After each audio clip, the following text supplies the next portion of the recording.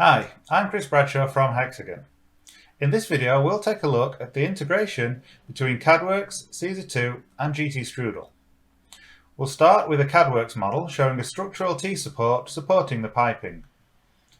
We can take the piping model, export that out to Caesar 2 and run the piping analysis, which will generate the piping loads acting upon that T-support. We can then export the T-support from CADWorks and export the piping loads from Caesar 2 and bring them together in GT STRUDL. We can then automatically apply those loads from Caesar 2 in the GT STRUDL structural model. My colleague Ravi will take us through how to perform this process. Hi, in this presentation we're going to take a look at how to check this T-support for these piping loads.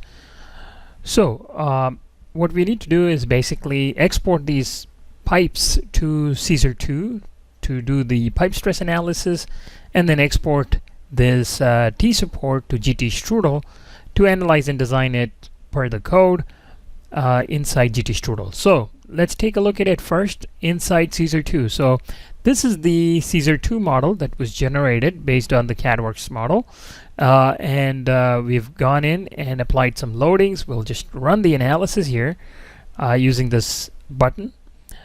After running the analysis, you should see all the design results. So here are the results. Now we can just take a look at maybe load case number 15, all the restraints, and click on this icon to view the results. It'll generate a text report out for us to show us that node number 1060 here, you can see has a force of about 1277. Okay, now we want to take that and apply it to the structure, right?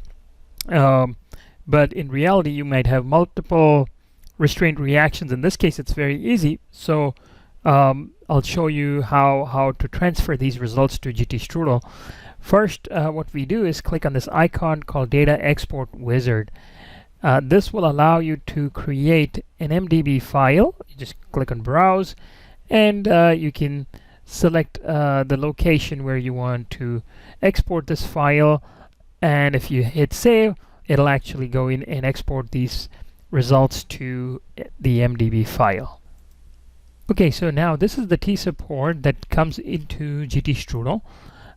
Now to get the support restraint loadings from Caesar 2, you click on Create and Caesar 2 Piping Load Import, Caesar 2 Piping Import, click on Open, and then you can point to that database that we just created on our desktop. Okay, so if I go to that same folder, you see this MPS Eng1 folder file, and then you can see all the restraint locations, and there's your restraint 1060, right?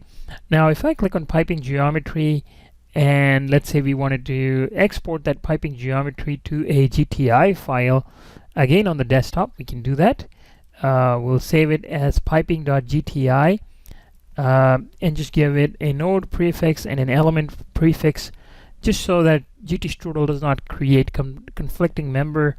If I say replace that with the new data, you can actually go in and import that piping geometry into GT STRUDL, and as you can see, these yellow lines that you see it represents the piping. If I show you an isometric of it, it shows you the wireframe model of the structure and the wireframe model of the piping.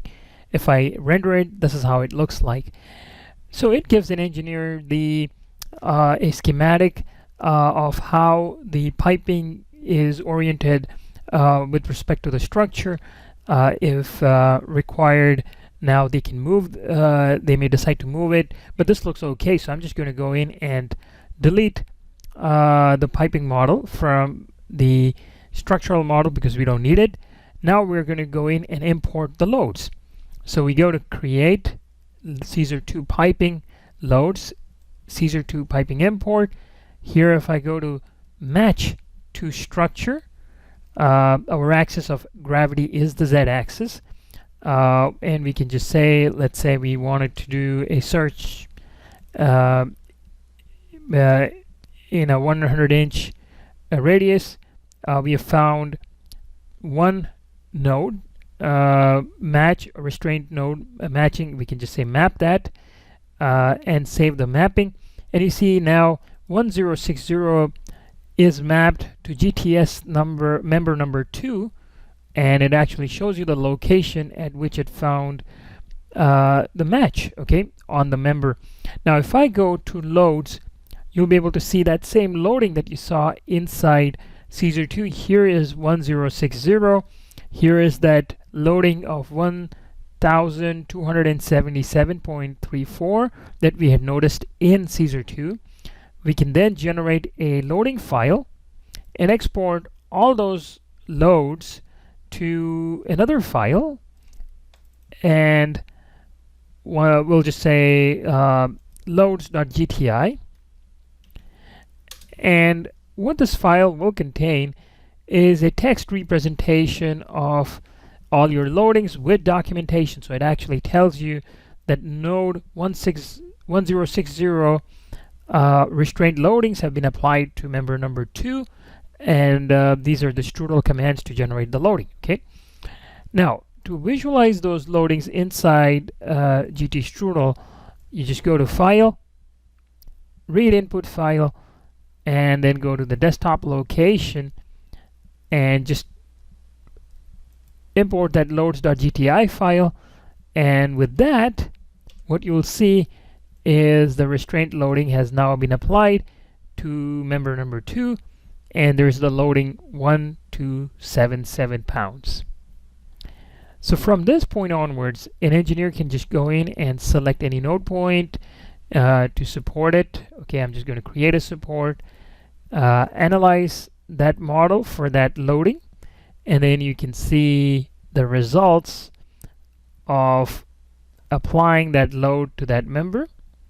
Okay, and if I just go in and just show you, this is the animation of that loading. Okay.